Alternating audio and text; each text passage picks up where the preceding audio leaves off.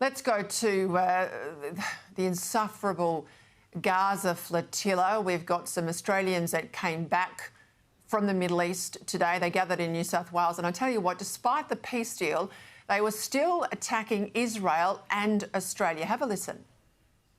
This is the only way to force our governments to do the right thing, to be on the right side of history, to boycott Israel, to sanction Israel, to remove the Israeli embassy out of Australia. I sort of hoped, Caroline, all the kafirs would be put back in the drawer in the bedroom and we'd all move on. You know, we've had a peace deal. Even, you know, the Middle Eastern Arab states think it's a good idea to have peace. Our activists don't. They're looking for something to do every weekend. I think they're going to keep it up. But, you know, Israel's done the right thing. There's 2,000 of some of the worst criminals released from Israeli jails. We know, thankfully, we've got 20 hostages returned to their families. But there's a lot of concern tonight that we may never recover the bodies, because we've learned that it's not just Hamas that held the hostages. Islamic State was there, the remnants of Al-Qaeda were there, and many other sort of terrible Islamist organisations. I mean, I just think this is horrific to even contemplate. It is, and yet it is unsurprising when it comes to some of the most barbaric people, these terrorists in Gaza. We were supposed to get the 28 hostage bodies back as part of the first phase of this peace deal that's been orchestrated by the Trump administration.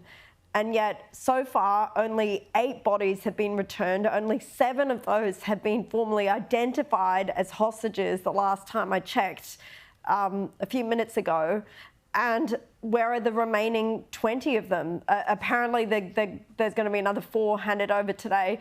But it is entirely to be predicted, given Hamas's conduct previously. Not just in taking these hostages and keeping them for 2 years, but you'll recall when Hamas was supposed to return the bodies of those red-headed little boys, the Bibas brothers, Kafir and Ariel, and their mother, Shiri Bibas. We need to keep talking about it, though, don't we, Peter? Because we need to remind people who these monsters are. I know. They were supposed to return Shira Bibas's body, and they instead returned the body of a Palestinian woman. It wasn't until Israel did forensic testing that they discovered the deceit, and the body eventually did come back. So these are the kinds of people that are being dealt with here. And Trump has rightly pointed out that if they don't keep their side of the bargain, because before, when this peace deal was signed, they said that they could hand back 24 to 26 of these 28 bodies at least.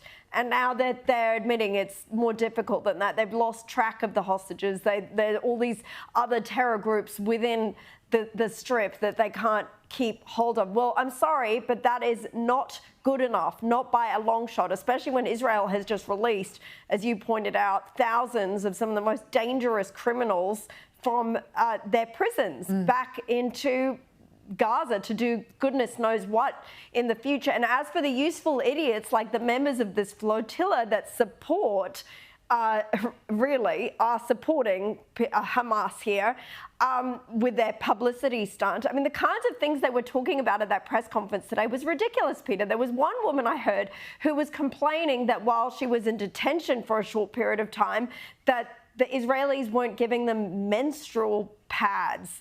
I mean, can they think for a second what the Israeli hostages had to put up with for 2 years under terror tunnels? I think sanitary products would have been the furthest thing from their minds, and they were complaining they had to pay for their own trips back from Israel, as if the taxpayers should fund that. These people are entitled, and it completely, the mask has slipped. It is so telling that they are not even celebrating peace and the ceasefire that they've called for. They just want to demonize and see the destruction of Israel.